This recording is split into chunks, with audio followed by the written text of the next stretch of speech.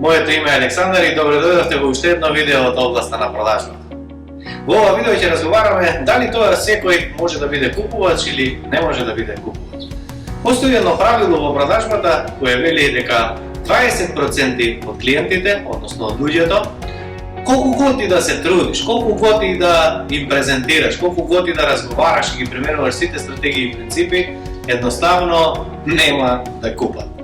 И тоа е сосема во ред ако однапред знаеш, ќе ти олесни, растеретен си, знаеш дека едноставно си се потрудил и си дал максимум.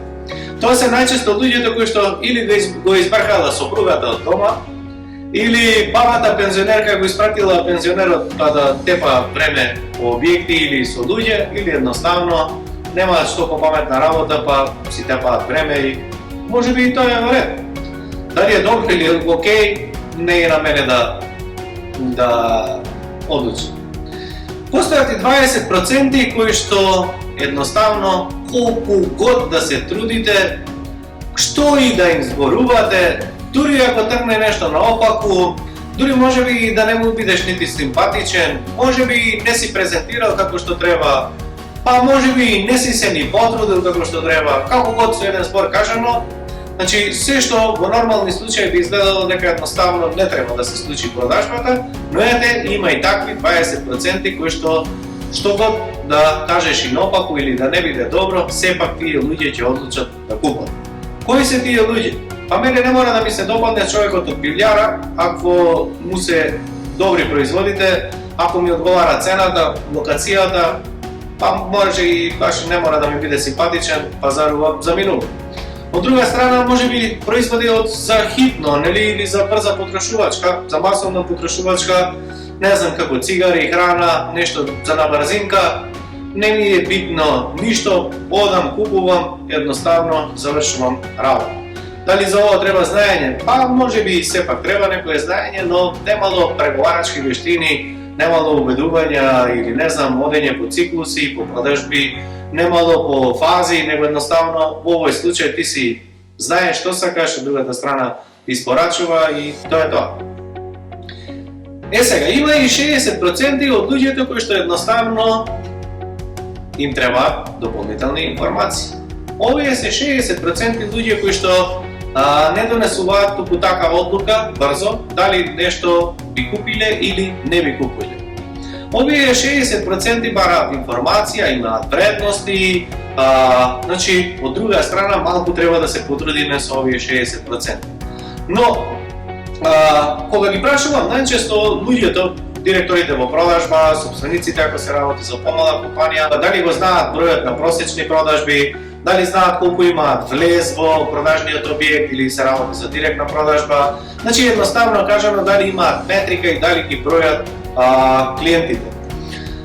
Најчесто на ова немам одговор, најчесто ќе ми кажат, па знаеш Александар, бројката се движи помеѓу, не знам, 20 и 30, 50 и 100, како год да е, окей, ќе молесни, кажале некоја бројка, но кога ќе ги прашам од прилика колку е од нив, да кажеме од било каја таа бројка што ја кажале, колку е остварена, колку случаи е остварена продажбата, најчесто повторно одиме по слободна проценка и ќе кажат, па знаеш 80-90% имаме продажба.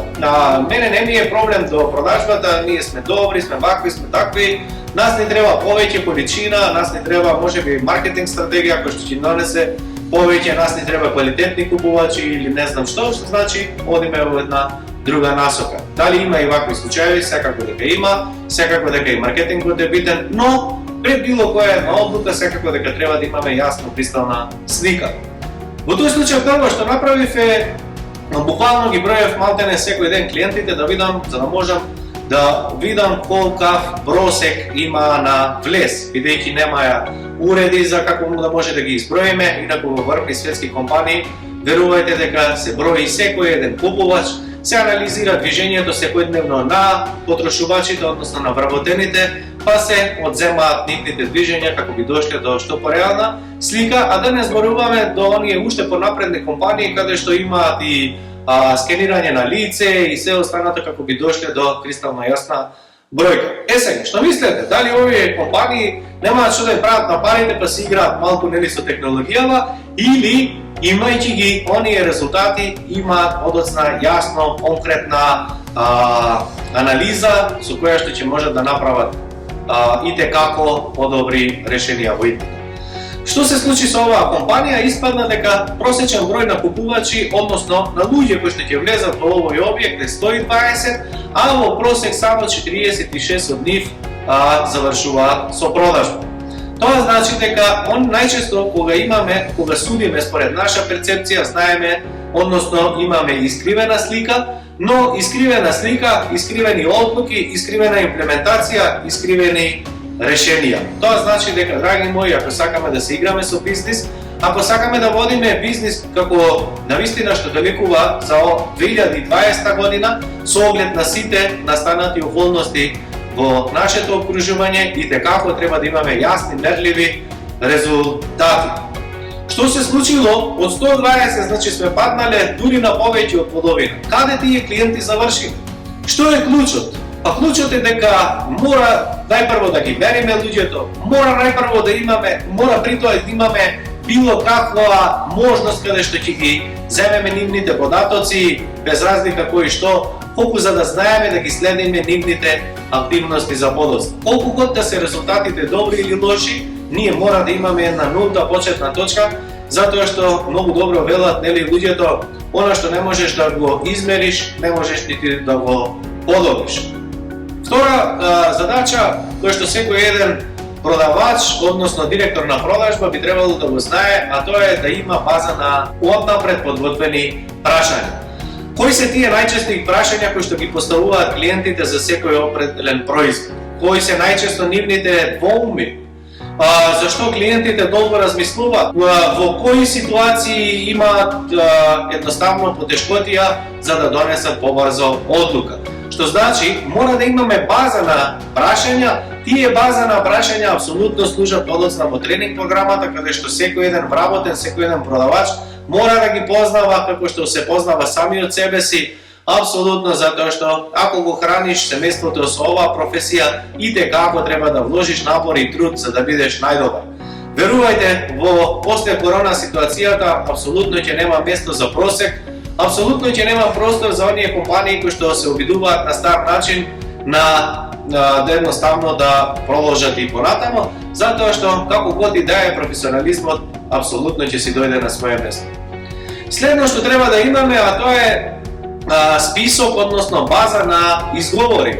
Кои се тие најчести изговори? Што најчесто те фрустрираат твоите клиенти? Си се трудел, си им презентирал, си им објаснувал и они ти велат само да разгледам, не знам, не ми е хитно, скапи сте, дај ми попуст, само да разгледам, веќе го кажавме. Значи, кои се најчестите изговори кои што ги имаат твоите клиенти?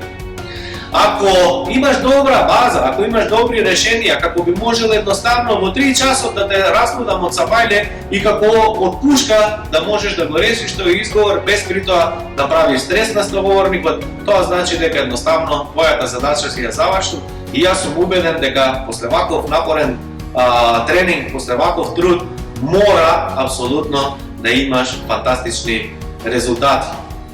Што е најбитно? Ајде сега израчунаме.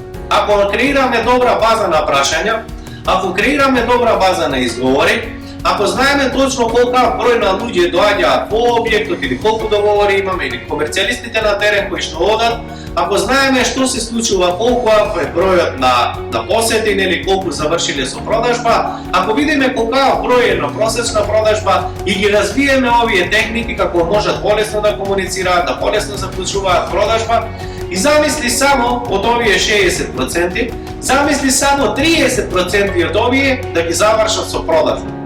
Дали би бил среќен да ти порасне твојата продажба, односно резултатите во продажбата, односно промер кажано, за 30% само со тоа што ќе научат твоите продавачи како да реагираат во определена ситуација што ќе заврши до резултат. Колку е просечен број на посети во твојот објект? Колку просечно имаш реализации? Колку се останатите кои што едноставно го напуштиле објектот, а не знаеме што се случило? Колкава е просечната вредност по купувач? Сега, замисли ако просечен производ ти е 1000 денари и рачунај ако тројца денеска завршат со плюс продажба, тоа се 3000 денари или 50 евра на ден. Ако во просек работиш 25-6 дена, помножи ги овие 50 евра со 25-6 дена работни и сега уште еднаш помножи ги со 12. Ова не е се. Колку продавачи имаш, колку продажни места имаш, колку комерцијалисти имаш. Замисли како чудо може да направиме ако само се играме малку со метрика, ако ги научиме подобро да разговараат твоите вработени, да решаваат изговори што ќе донесат до резултати. Ако сакаш да дознаеш како сето ова можеш да го направиш, не мора мене да ме ангажираш или не мора друг консултант или тренер да ангажираш, следи ме, стисни лайк, сподели го ова видео и можеби туку сигурно во следен период ќе имаш чекор по чекор како ова сето можеш сам да го направиш. Се гледаме.